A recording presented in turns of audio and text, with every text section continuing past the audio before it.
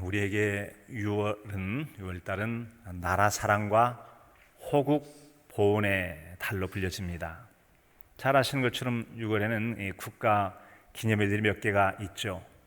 오늘이 무슨 날이죠?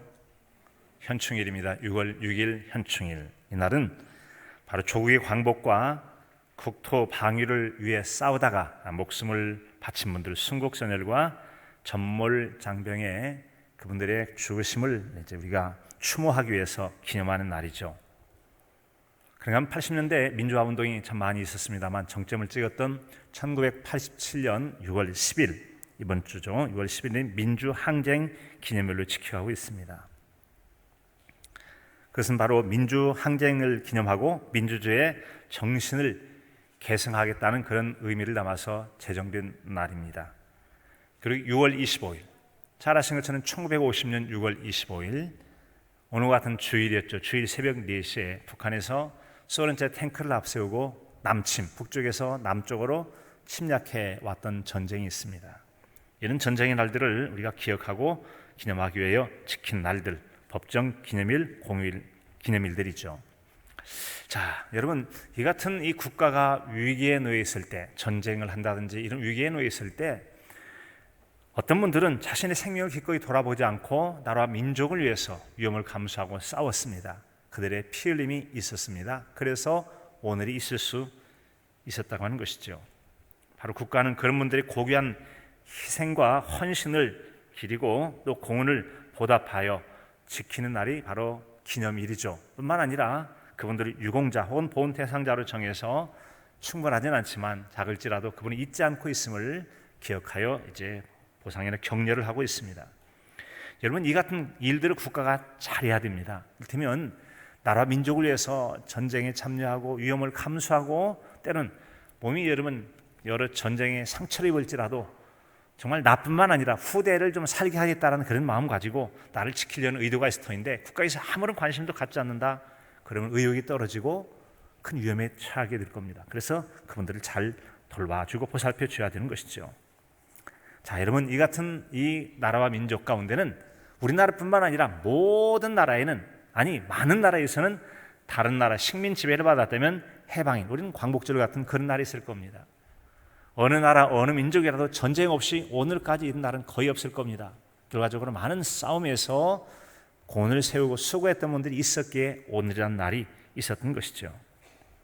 자, 그래서 우리가 지키는 여러 가지 날들이 있는데 같은 의미를 가진 다른 이름의 그런 여러 가지 기념일들이 있을 수 있습니다. 우리에게는 바로 현충일이 있고 6.25가 있고 또 독립운동을 비롯한 여러 가지 나라 민족의 위기 때 수고한 분들의 헌신을 통해서 오늘이 있었음을 기억하는 것, 바로 그런 날 아니겠습니까? 자, 이같이 우리는 의도적으로라도 과거의 역사 속에 있었던 일들을 잊지 않고 기억하도록 해야 됩니다. 이유는 간단하죠. 역사가 없는 민족은 미래가 없다는 그런 말처럼 과거의 일들을 잊어버리고 똑같이 전쟁의 패배나 어려움을 겪었던 역사의 전체를 밟는 것은 잘못되기 때문에 그렇죠. 큰 손실이 있고 역사의 교훈을 받지 못한 것이기 때문에 그렇습니다. 옛말에도 온고지신이란 말 있잖아요. 옛것을 익히고 미루어 짐작하여 새 것을 알미라. 과거의 것들이 잘 준비되고 깨닫고 교훈받을 때 미래를 잘 대비하고 잘 살아갈 수가 있기 때문에 그런 겁니다. 오늘의 말씀은 여러분 이같이 역사적 배경을 가지고 있는 그런 날들처럼 이스라엘 백성들의 역사적 배경을 가진 내용을 담고 있습니다. 그리고 그들에게 앞으로 그렇게 하나님의 은혜를 잊지 않고 살아갈 것을 말씀하기 위하여 들려주시는 그런 내용이죠. 관련된 10절 11절의 내용은 이렇게 기록하고 있습니다. 내 하나님 여호와께서 내 조상 아브라함과 이삭과 야곱을 향하여 내게 주리라 맹세하신 땅으로 너를 들어가게 하시고 내가 건축하지 아니한 크고 아름다운 성읍을 얻게 하시며, 현재는 아직은 아닌데 미래의 너희가 약속의 땅 가나안에 들어갈 그때를 지금 떠올리게 하는 것이죠. 11절 내가 채우지 아니한 아름다운 물건이 가득한 집을 얻게 하시며 내가 파지 아니한 우물을 차지하게 하시며 내가 심지 아니한 포도원과 감람나무를 차지하게 하사 내게 배불리 먹게 하실 때에 아직은 아니라는 겁니다. 아직은 아니에요. 미래의 날이죠. 우리가 여러분 살아가는 오늘이나 미래라고 하는 것은 시간이 단절되는 것 같지만 다 사실 연속되어 있죠. 과거로부터 현재가 있고 현재로부터 미래가 있게 되어집니다. 시간만 그러겠습니까?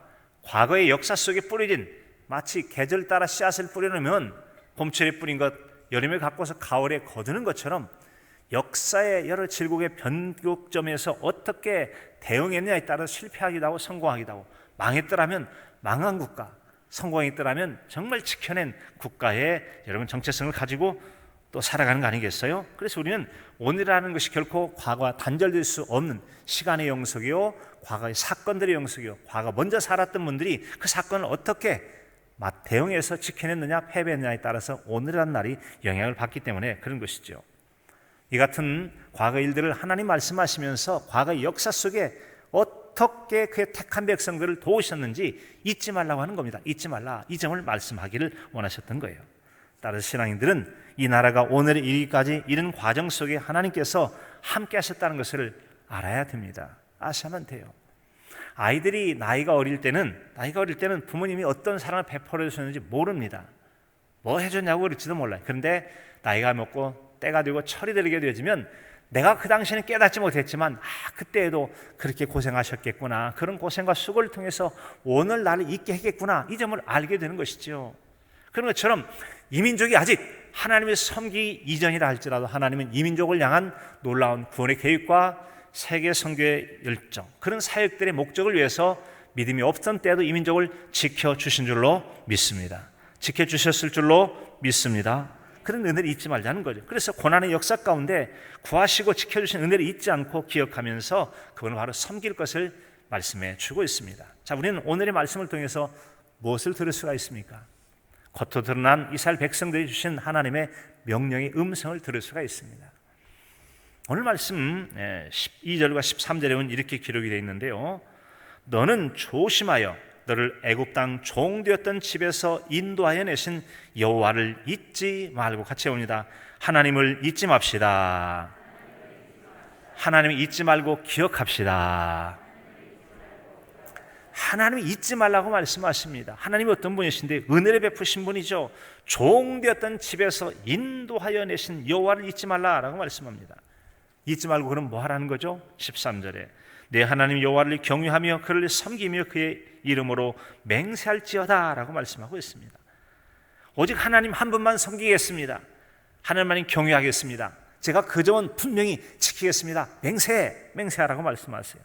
그래서 하나님 잊지 않고 잘 섬겨하겠다고 하는 맹세라라고 말씀하신 것이죠. 하나님은 그만큼 이스라엘 백성들에게 그의 은혜를 잊지 않고 기념하고 섬기며 감사하기를 원하셨다고 하는 것이죠.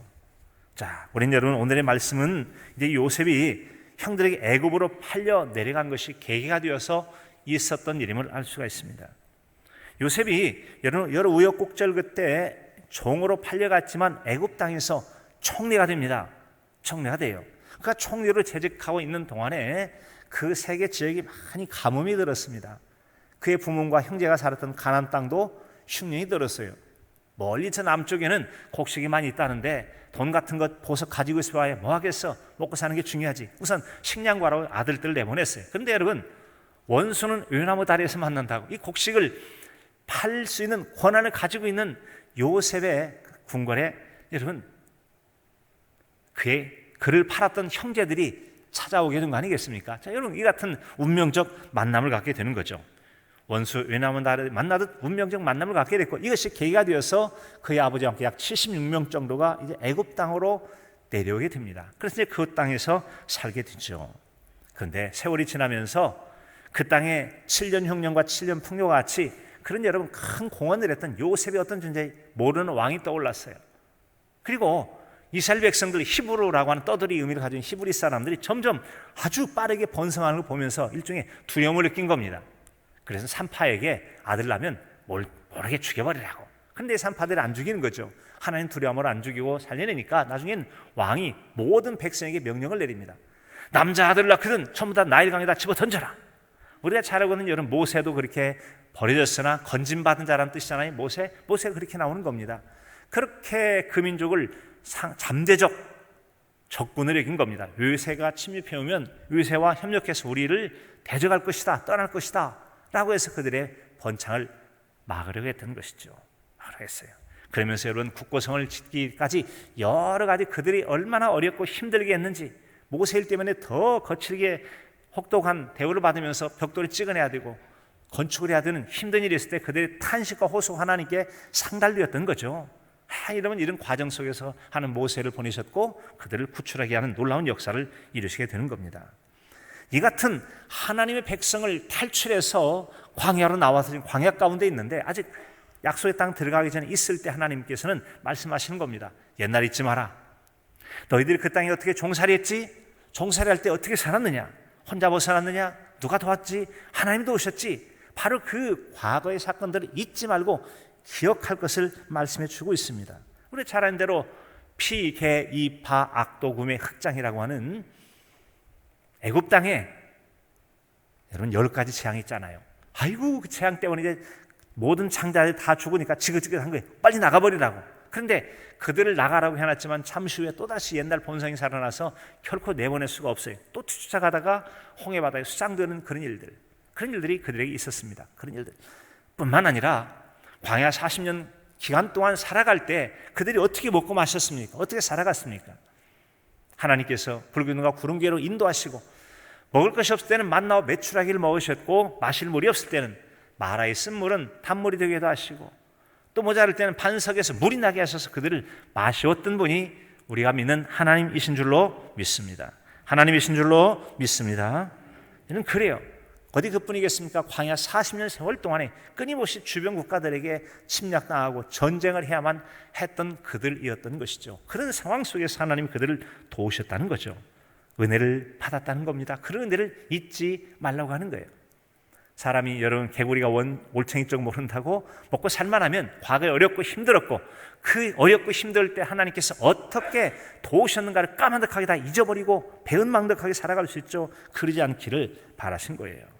세상 사람들은 은혜는 쉽게 잊고 또 선한 점이나 억울한 점은 가슴에 꼭꼭 새겨서 보복하려고 합니다. 하지만 경건한 믿음의 사람들은 서운했거나 또 여러분 그럴지라도 그걸 잘 흘려보내고, 그러나 받았던 은혜는 돌에 새긴 것처럼 마음에 잘 새겨서 일생 감사하며 산다면 여러분, 하나님께도 영광이 되어지고 또 부모나 또 여러 사람들에게 큰 덕이 될 줄로 믿습니다. 오늘 말씀을 통해 우리가 들려주는 첫 번째 내용은 바로 이처럼 하나님 베푸신 은혜를 잊지 말고 기억하고 기념하며 섬길 것을 말씀해 주고 있습니다. 자, 여러분, 그렇다면 이 같은 말씀으로 이스라엘 백성이 들려주셨어요. 이 말씀의 상황을 통해 이스라엘 백성들은 무엇을 제대로 보고 들어야 되겠습니까? 그들이 듣고 그들의 삶 속에서 나타낸 일들을 우리는 믿음의 눈으로 보아야 되는데, 그 내용들은 여러분, 역사의 주권자이신 하나님만 섬기는 신앙인으로 살아가길 바라신 그 내용들을 우리에게 들려주고 있는 것입니다. 그들에게 들려주고 그들의 모습을 통해서 오늘 우리가 그들을 보게 되는 거예요. 관련된 말씀 14절 15절에 보면, 너희는 다른 신들 곧 내 사면에 있는 백성의 신들을 따르지 말라.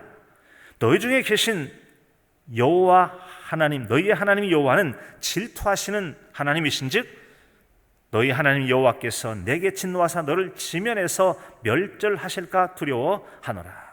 자, 하나님께 너희를 도우셨고 인도하셨다. 그러므로 다른 신을 섬기면 안 돼. 절대 있어서는 안 되지. 만약에 너희 그렇다면 하나님이라 불려지는 그 이름의 하나님은 질투하신 하나님이셔서 분노하시고 또 진멸할 수도 있다는 점이죠. 이 점 생각하고 잘 신앙생활하기 바란다라는 그런 말씀이에요. 자, 여러분, 하나님을 질투하신 하나님이라고 말씀하고 계십니다. 질투하신 하나님. 어떻게 하나님이 이런 이스라엘 백성과 이런 관계가 맺히게 된 겁니까? 어떤 사정이 있었던 거죠? 앞서 말씀드린 것처럼 이스라엘 백성들이 애굽 땅으로 요셉을 통해 내려간 것이 계기가 되었던 것이죠. 그게 계기가 되었습니다. 그러면 자, 요셉 때문에 내려갔으니까 요셉이 계획하고 간 것이냐? 전혀 그러지 않습니다. 아버지가 특별히 사랑하는 그 형제, 또 꿈을 꾼 그 동생, 정말 밉상스러웠어요. 그래서 죽일까 하다가 대상이라고 해서 커다란 이제 상인들에게 그를 팔아버렸지 않습니까? 그래서 이제 그게 애굽 땅에 내려간 것이 계기가 됐고, 그리고 그 땅에서 하나님의 섭리 가운데 총리가 되게 하신 겁니다. 미래의 그 민족을 크게 번성하게 하실 목적으로 요셉을 준비하셨던 겁니다.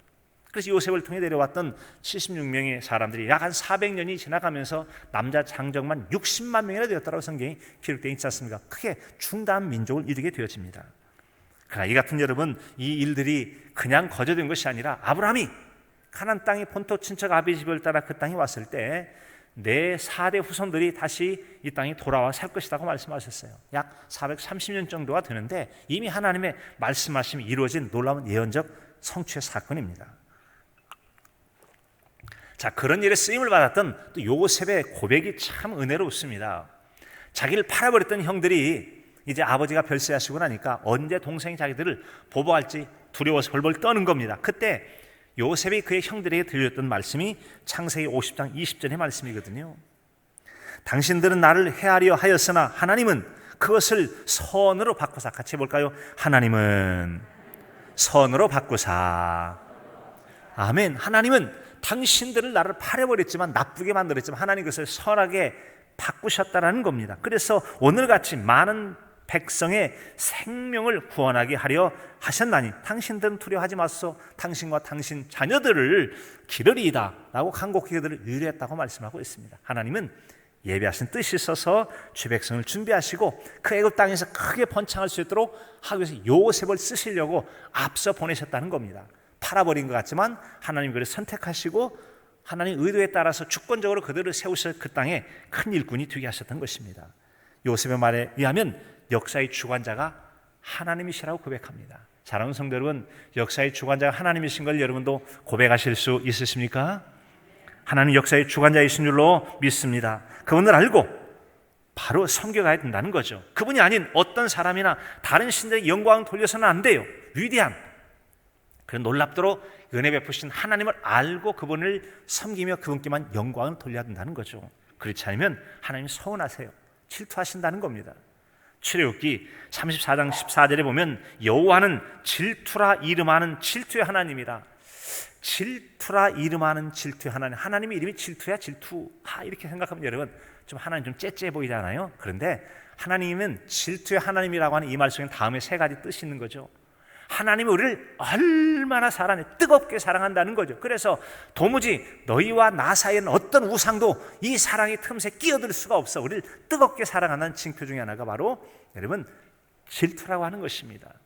또 하나는 하나님께 은혜를 받은 자들이잖아요. 그런데 하나님께 은혜는 받고 엉뚱한 사람한테 고맙다고 하면 안 되잖아요. 그래서 다른 우상에게 영광을 돌리는 건 하나님이 허락지 않겠다는 겁니다. 마지막 한 가지는 유일하신 참 하나님만 섬겨야 되죠. 어떻게 내가 너희를 은혜 가운데 인도했거든 우상 숭배하겠느냐? 우상 숭배 안 돼. 이 세 가지를 말하는 겁니다.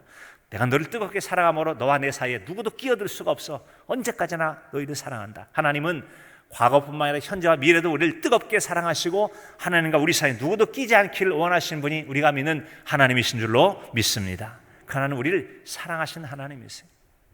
은혜를 입은 자들이 엉뚱한 데다가 영광 돌리는 거 원치 않고 우상 숭배하는 거 더더욱 원치 않는다는 것이죠. 그 하나님은 우리를 질투하는 하나님이라고 자기를 나타내 보이신 것입니다.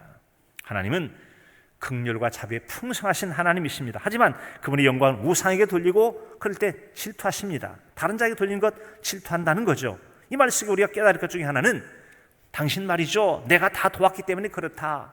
누군가의 작은 도움과 배려가 있어서 오늘의 우리가 있다 할지라도 정말 그 모든 것들이 하나님의 은혜로 된 줄로 알고 그 은혜를 하나님께만 돌려야 된다는 거죠. 그 점에 대해서 그렇지 않으면 하나님이 서운해하세요. 서운해하신다는 거죠. 우상에 돌리는 거 하나님 기뻐하지 않습니다. 질투하는 하나님으로 화내실 거예요. 이사야 42장 8절에 보면 이렇게 기록되어 있죠.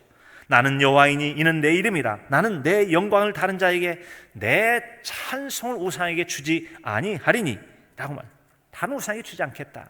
어떻게 내 공로를 다른 데 돌려? 안 되지. 우상 숭배 그것 안 되지 라고 말씀하므로 우리는 하나님께서 우리를 향하여 바라시는 하나님의 심정을 헤아리는 성도로 살아가야 될 줄로 믿습니다. 하나님의 심정을 헤아리는 성도로 사실 수 있기를 바랍니다. 그런 사람이 잠언서에 있는 것처럼 나를 사랑하는 자 나의 사랑을 잊고 나를 찾는 자가 만난다고 하는 것처럼 하나님을 심정적으로 알고 사랑하고 섬길 때 하나님의 은혜를 누리게 될 것입니다. 하나님의 영광을 중간에 가로채는 사람들이 있기도 하죠. 모든 것이 다 하나님의 은혜에도 불구하고 작은 도움을 주고 나면 마치 자기가 모든 걸 다 한 것처럼 당신 지금 그거 내가 다 도왔기 때문에 그런 거야. 당신 내 도움을 쓰고 됐을 줄 알아? 물론 도움 인정합니다. 그러나 그것이 하나님의 영광 도둑질할 만큼 권세와 능력이 있는 것도 아니에요. 그 때문에 하나님께서 이루신 영광을 도둑질하지 말라는 거죠. 그 점에 대해서 그렇게 할 때는 도둑이요 강도라고 성경에 선언되어 있습니다. 여러분, 우리에게 예수님의 목자 되심을 설명하는 요한복음 10장에 보게 되면 1절에서 이렇게 말씀하고 또 10절에서 각각 이렇게 말씀합니다. 내가 진실로 진실로 너에게 이르노니 문을 통하여 양의 우리에 들어가지 아니하고 다른 데로 넘어가는 자는 절도며 강도다. 절도며 강도지. 주님을 통하지 않는 것은 절도며 강도다. 비정상적 방법이라는 거예요. 그리고 도둑이 오는 것, 이것은 이제 그 당시 양도둑을 염두에 두고 하는 얘기였습니다만 이단을 비롯한 사탄 마귀의 세력들이죠.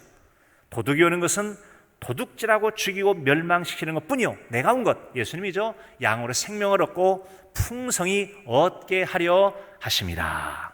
아멘. 주님께서 오심은 위기나 고난과 역경 속에 건져내시고 살게 할 뿐만 아니라 풍성히 살려고 하는 목적으로 오셨지만, 이런 이단이나 사탄 마귀의 대리자인 그들, 여러분 그들 같은 경우는 어떻게 하겠습니까? 죽이고 멸망시키는 것뿐이다라고 하고 있어요. 해를 주는 존재라고 하는 겁니다. 그런데 영광을 누구에게 돌려? 당연히 하나님께 돌려야 되는 거 아니겠습니까? 하나님께만 영광을 돌리는 것이 우리를 향한 하나님의 뜻인 줄로 믿습니다. 여러분, 은혜를 아는 사람은 은혜를 헛한 데 돌리지 않습니다. 하나님 은혜라는 자는 제대로 하나님께 은혜의 영광을 돌려요.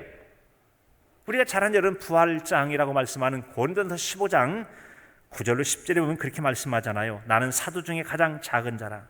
나는 하나님의 교회를 박해하였으므로 사도라 칭함받기를 감당하지 못할 자라. 그런데도 불구하고 바울 사도 부르잖아요.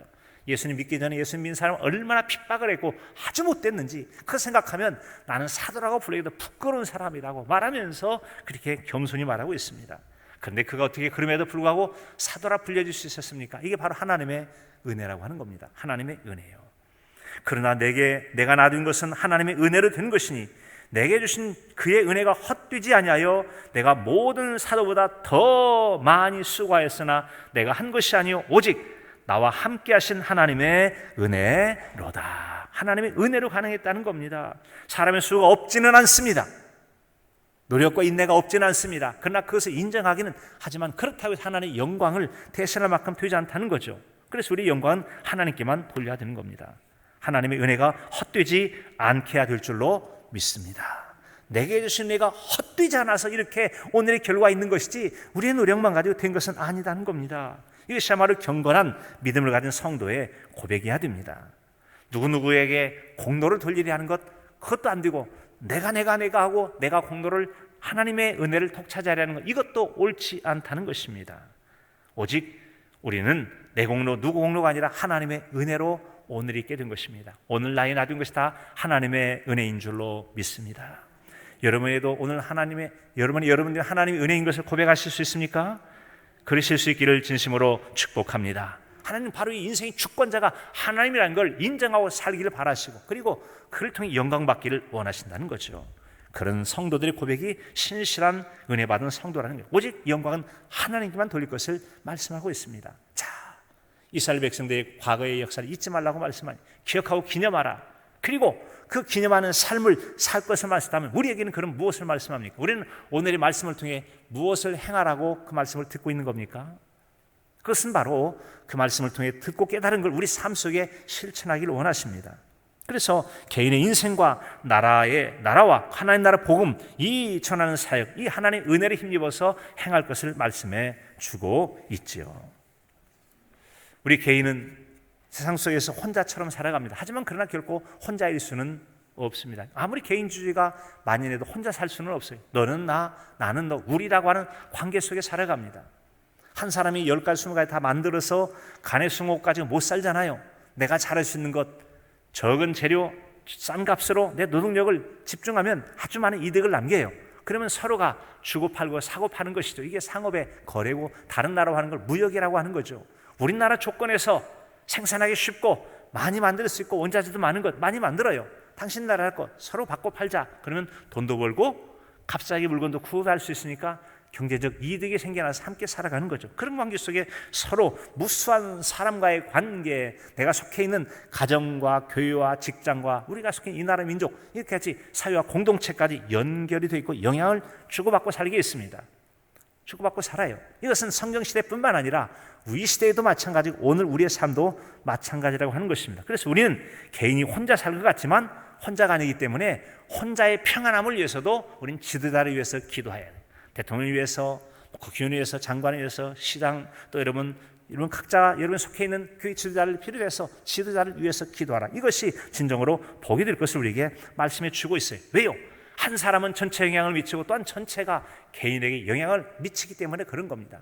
그래서 우리는 하나님께서는 역사의 주관자가 돼서 국가적인 단위만 큰 힘을만 하는 것이 아니라 소소한 사람 같은 우리 한 사람 한 사람에게 하는 지극한 관심을 가지시고 우리를 돌보시고 인도하시는 분이 우리가 믿는 하나님 아버지이신 줄로 믿습니다. 하나님 우리를 돌보신 하나님, 개인적 삶에도 관심 가지시는 하나님이라는 겁니다. 그렇습니다. 개인의 삶 속에서 역사하시고 인도하시면 은혜를 베푸시는 분이에요. 그런 하나님의 개인에게 참여하심, 즉 하나님께서 한 사람 한 사람에게 참여하심을 나타낸 빌립보서 2장 13절의 말씀이 있습니다. 너희 안에서 행하시는 이는 하나님이시니 자기의 기쁘신 뜻을 위하여 너희로 소원을 두고 행하게 하시나니 모든 일을 원망과 시비가 없이 하라. 무슨 말씀인가요? 하나님께서 세상 살아가는 과정 속에 자꾸 꿈을 꾸어요. 자, 뭔가를 해보고 싶은 거죠. 뭔가 해보고 싶은 게 있어요. 그것이 기도할 때 떠오르고 말씀 읽을 때 떠오르고 그래서 내 마음속에 자꾸 해보고 싶은 마음, 정말 하면 하나님도 기뻐하시고 나도 좋을 것 같은 꿈과 생각들이 떠올라서 그 일을 하게 하는 분이 하나님이라는 거죠. 우리 안에서 꿈을 주시는 분이 하나님 아버지이십니다. 하나님 아버지이십니다. 하나님 주신 꿈으로 마음이 부풀어서 우리가 여러분 남아있는 생애 가운데 무언가를 차려서 하나님께 기쁨을 드리는 삶이면 여러분 얼마나 좋겠습니까? 엊그제도 여러분 한 성도와의 만남과 통화가 있었는데 그때 얘기하더라고요. 근데 요즘 자꾸 막 꿈이 막 생겨난다고. 꿈이 생겨난대요. 꿈이 없는 민족은 망하잖아요. 꿈이 없는 젊은이는 육체의 젊은지 모르지만 그의 삶은 젊지 못할 겁니다. 그러나 여러분 말세에 하나님의 영이 임하게 되어지면 꿈을 꾸고 환상을 보고 예언하는 역사가 있게 될 줄로 믿습니다. 성령 임하신 성도, 여러분 은혜 가운데 있는 성도는 하나님께 꿈을 꾸게 하고 역사를 이루도록 우리를 불러내시고 참여하여 은혜를 이루어가도록 도우시고 인도하시는 분이 하나님 아버지이십니다. 여러분 그래서 그분께 의지를, 은혜를 구하면서 또 기도한 일이 필요합니다. 나 혼자만의 삶이 혼자가 아닌 주변의 많은 사람과 상호관계에 영향력이 있기 때문에 그들에서 기도할 필요가 있어요. 그 내용을 디모데전서 2장 1절에서 이렇게 말씀해요. 그러므로 내가 첫째로 권하노니 모든 사람을 위하여 간구와 기도와 도구와 감사를 하고 임금들과 높은 지위에 있는 모든 사람을 위하여 하라. 이는 너희가 우리가 모든 경건과 단정함으로 고요하고 평안한 생활을 하려 함이라. 같이 옵니다. 고요하고 평안한 삶을 살게 하려 함이라. 고요할 뿐만 아니라 평안한 삶을 살려면 기도해. 누구를 위해서? 모든 사람을 위해서, 특별히 임금들과 높은 지위에 있는 사람들, 이 사람들을 위해서 기도해라. 만약에 나라가 전쟁 상황이라면 평안할 수 있겠습니까? 정치가 혼란에 빠져 있고 갈등 관계에 있으면 여러분 우리가 마음을 평안에 누릴 수가 있겠습니까? 그래서 지도자들을 위해서 기도하라라고 말씀해요. 그러면 너도 그 평안한 가운데 너도 함께 더불어 평안을 누릴 수가 있는 거야 라고 말씀하시면서 그렇게 기도하라고 말씀하신 거죠. 여러분 우리 삶 속에 있어서 여러분 우리는 개인뿐만 아니라 내 개인의 삶을 위해서도 국가도 필요한 것이고 또 국회도 필요한 것이고 정치, 경제, 사회, 문화가 필요한 거잖아요. 그래서 여러분 하나님의 신실히 믿는 성도는 나라와 민족을 위해서 기도하는 애국 그리스도인입니다. 나라를 사랑하고 나라를 위해서 기도하는 저와 여러분 참된 신앙인으로 살아가야 될 줄로 믿습니다. 그런 기도가 모아져서 하나님 기도를 들으시고 악의 세력에부터 지켜주시고 우리와 다음 세대를 살 수 있는 나라를 만들어 주시는 거잖아요. 자, 그런 겁니다. 그렇게 살아갈 때 하나님이 기뻐하신대요. 기뻐하신대요. 로마서 14장 18절에 보면은 이로써 그리스도를 섬기는 자는 하나님을 기쁘시게 하며 사람에게도 칭찬을 받느니라. 그렇게 섬길 때 바로 섬기는 것이고 사람도 칭찬하지라고 말씀하고 있어요. 자, 그래서 우리가 우리의 삶을 통해 하나님께 영광 돌리려 할 때 내 삶 속에 개입하시고 역사하신 하나님, 하는 주권적 섭리를 바로 깨닫고 섬겨야 되겠는데 한번 잠깐 생각해 보죠. 여러분 스스로 자신을 생각할 때 내 삶 속에 차지하는 하나님의 비중이 얼마나 됩니까? 하나님 내 삶에 얼마나 비중을 차지하십니까? 내가 나둔 것이다 하나님의 은혜라고 고백하는 그 고백처럼 하나님이 아니면 아무것도 안 된다고 고백할 그런 하나님을 인정하십니까? 내가 가는 길을 오직 그가 아시나니 나를 달리게 하시니 정금처럼 나오게 하는, 내가 가는 길을 아고 내 걸음을 세시고 뿐만 아니라 나의 안고 일었음을 아시는 분이 내가 믿는 하나님이라고 그랬어요. 사람의 마음으로 자기의 길을 계획할지라도 그의 걸음을 인도하시는 분은 여호와시라고 그랬어요. 내 마음대로 되느냐? 성공하려 하지만 망하는 것이고, 그렇게 성공적이지 않지만 하나님이 도우시면 또 성공할 수도 있는 분이 바로 우리가 하나님이 은혜를 입을 때 가능한 거 아니고 뭐겠습니까? 그런 하나님에 대한 인정함, 그런 주님을 인정하고 섬기는 그런 마음이 바로 예수님을 본받아 우리도 행하라고 금년도 표어가 예수님처럼 하나님을 기쁘시게 하는 삶을 살자는 거 아니겠어요? 잘 아시는 요한복음 8장 28절에 여러분 그렇게 말씀하잖아요. 나를 보내신 이가 나와 함께 계시도다. 내가 항상 그의 기뻐하신 일을 행하면 나를 혼자 두지 아니하셨느니라. 하나님이 기쁘시게 한다면 하나님 우리 결코 혼자 두지 않으십니다. 하나님과 동행하기를 원하신다면 하나님 기뻐하신 일에 힘쓰면 하나님이 함께 해주시고 도와주실 줄로 믿습니다. 이는 그래요. 그래서 이 같은 은혜로 오늘의 교회가 세워지기도 하고 오늘의 우리의 삶이 있기도 하고 이 나라와 이 민족이 있기도 한 것입니다. 그래서 우리는 하나님의 은혜는 잊지 않고, 그러나 내 삶 속에 역사하는 주권적 섭리를 생각하며 무엇을 어떻게 하여 작은 일일지라도 주를 영화롭게 섬겨갈지를 생각하며 살아가는 것, 이것이야말로 하나님의 은혜 받은 성도의 삶이 아니고 여러분 무엇이겠습니까? 그런 한 사람의 이야기를 전하려 합니다. 하나님의 대사라는 책을 쓴 김하중 장로는 중국 대사를 역임하신 분이시잖아요. 너는 그의 나라와 의를 먼저 구하라는 이 하나님 말씀처럼 정말 나라를 사랑하신 신실한 기도에 아무로 참 기도를 많이 하신 장로님이신데 그 책 중에 이런 내용이 나와 있어요. 네가 참으로 어려운 환경에서도 나를 위해 사역을 하니 내가 참으로 기쁘다. 고생해가면서 그 일 하나로 애쓴다. 내가 참 기쁘다. 네가 나로 인하여 매일 고통스러운 나날을 보내니 내가 기특하도다. 그러나 너는 걱정하지 말라. 이미 내가 너를 위해 필요한 준비를 했나니 내 어려움이 곧 해결될 것이라. 기도하라. 다른 자들과 연합하여 기도하라. 그리하면 내 어려움이 다 해결되리라. 이제 너에게 좋은 일이 있을 것이라. 분명히 여러분 크게 애쓰고 수고는 했습니다만, 그러나 수고한 사람들의 좋은 열매를 거두게 하시는 분은 우리가 믿는 하나님 아버지이신 줄로 믿습니다. 그런 이야기, 이 개인의 상도에게 베푸신 은혜를 한번 잠깐 전하려고 해요. 이번 주 수요일 날은 박자진 이제 캄보디아 선교사님 방문하시잖아요. 당연히 캄보디아 이야기, 하나님께서 삶에 베푸신 은혜의 영역들이 참으로 많이 있는데 저는 캄보디아와 관련되어 있는 그런 은혜를 잠깐 나누려고 합니다. 2008년도 2월 17일부터 21일까지 2박 4일간 캄보디아를 다녀왔던 적이 있습니다. 바로 이제 개척할 교회 땅을 부지하러 다녀오는 그런 일들의 내용인데, 우리 잠깐 한번 사진 몇 장과 함께 짤막한 영상 봐요. 미연반 씨라고 하는 땅 주인이죠. 미연반 씨. 자, 이분이 있죠. 자, 이제 이분에게서 산 땅을, 다음 사진 보여주시죠. 지금 예배당에서 내려다본 그런 마당의 넓이, 저 땅을 구입하기 위해서 2008년도 2월 17일부터 21일까지 다녀왔어요. 이제 밖에서 바라본 건물도 본다면 2009년도에 이제 헌당 예배를 드리러 갔을 때 이제 찍었던 그런 사진 내용이죠. 자, 이 일이 있기까지의 그 이전, 지금 건물이 번듯합니다만 그전에는 아주 황무지처럼 별로 주변에 건물이 없고 끝쪽에 공장이 있었던 내용, 동영상 처음 좀 보여드리고 그 다음에 1분 30초 이내 이유를 잠깐 좀 보시도록 하겠습니다.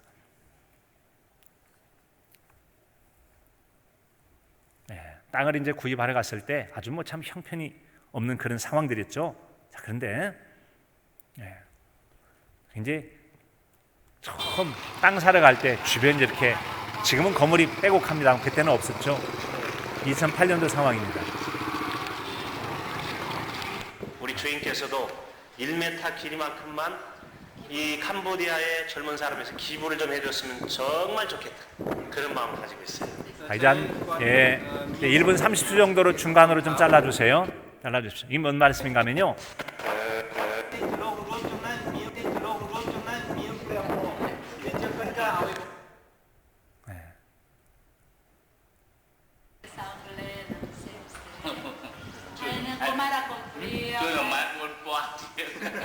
그 땅값이 얼마나 되는 줄 알아? 그런 얘기입니다. 땅값 지금 4,000불.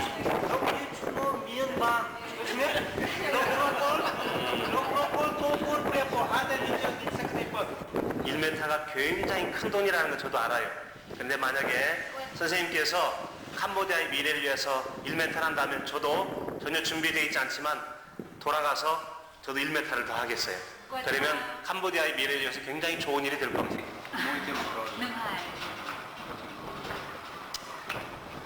이제 네.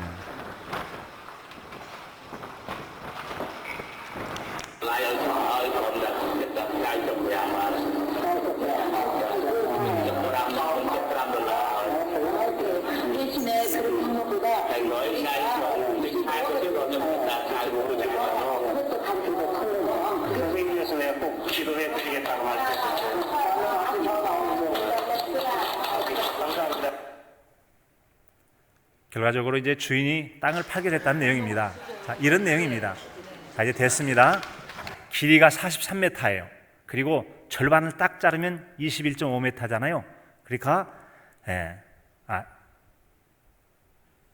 40 그렇죠? 21.5m. 그러니까 그런데 폭이 좀 좁아가지고 건물을 지을 수가 없고 옆으로 지어야 되면 마당을 못 쓰게 생긴 상황이겠죠. 그래서 이제 2m를 넓히는 건데 당신이 만약에 1m를 넓혀주면 저도 넓히겠다 그런 내용인데 사실 배경이 좀 빠져있네요. 이런 내용입니다.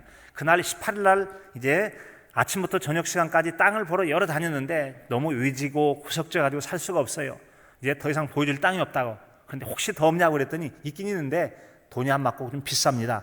마지막에 한번 가봅시다 하고 했던 땅이 바로 저 땅이었습니다. 그런데 땅이 괜찮긴 한데 돈이 모자라잖아요. 어찌하면 좋을지. 그래서 이제 18일 날 저녁 때 간절히 기도한 중에 하나님께서 흥정하라 라는 말씀, 흥정하라. 한번 깎아달라고 해보든지 넓혀주는데 하라고 하라. 그래서 이제 그 마음을 가지고 기도한 중에 하나님께서 너도 헌신하라는 마음을 주셨어요. 그래서 이제 그날 했던 얘기가 바로 저겁니다. 당신이 만약에 1m를 넓혀주면 나도 1m를 준비해서 하겠다. 그래서 이제 2m를 더 늘리겠다는 겁니다. 그게 바로 가능해서 오늘의 마당이 가능하겠다는 거죠. 자, 여기서 생각할 점이 있습니다. 분명히 제가 기도했고 제가 흥정을 했습니다. 제가 한 겁니까? 하나님의 주권적 섭리인 줄로 믿습니다. 돈이 모자랄 때 어찌하면 좋겠습니까? 기도하도록 이끄신 분이 하나님이시고 흥정해보라고 말씀하신 분도 하나님이시고 제안했을 때 그의 마음, 미연반 씨의 마음을 바꿔주시고 계약계 성사하게 이르신 분도 하나님 아버지이신 줄로 믿습니다. 이게 바로 하나님의 주권이라는 겁니다. 우리 삶 속에 이루어진 일들에 대해서 하나님의 주권을 나타내고 증거하고 살아가는 것, 이것이 바로 필요하다는 거죠. 이런 일들에서 우리는 끊임없는 하나님 나라 확장 사역을 할 때, 전도 선교할 때 영적 싸움이 있게 되어집니다. 무엇 때문에 안 될 수 있지만 안 될 수 있는 일들을 기도하며 영적으로 싸우면서 인도를 받아가는 것이죠. 그때 하나님은 놀랍도록 섭리하셔서 저 출애굽에 종살이할 때 벗어나게 하신 것처럼 우리의 삶 속에서 하나님이 역사하시고 도우시고 인도하실 하나님이 되실 줄로 믿습니다. 그 하나님의 주권을 인정하며 살 때 하나님은 도와주신다는 것입니다. 하나님은 과거 베푸시는 은혜를 잊지 않기를 원하십니다. 개인의 삶 속에서 이 나라와 이 민족 가운데 베푸시는 은혜를 잊지 않고 기억할 때 나를 사랑하는 자들이 하나님께 사랑받는다고 하신 것처럼 그분의 사랑 가운데 거하심으로 개인의 삶에도 나라와 민족도 하나님 지키시고 훗날까지 돌봐주시고 은혜 베풀어 주실 줄로 믿습니다. 그런 삶이 여러분의 개인과 이 나라의 민족교회 함께하기를 간절함으로 축복합니다.